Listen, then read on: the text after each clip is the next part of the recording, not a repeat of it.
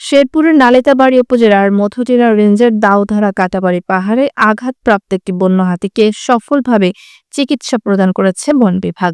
আজ বৃহস্পতিবার দুপুরে বন বিভাগ ও প্রাণী সম্পদ বিভাগের যৌথ প্রচেষ্টায় হাতিটির চিকিৎসা করা হয়।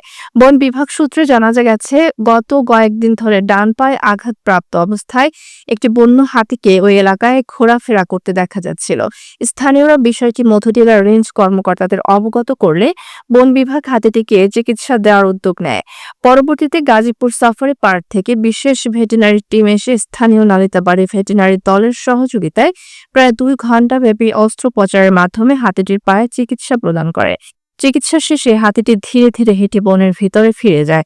চিকিৎসা শেষে হাতিটির অবস্থা স্থিতিশীল বলে জানা গেছে এবং বন বিভাগ জানিয়েছে ভবিষ্যতেও হাতিটির উপর পর্যবেক্ষণ অব্যাহত থাকবে।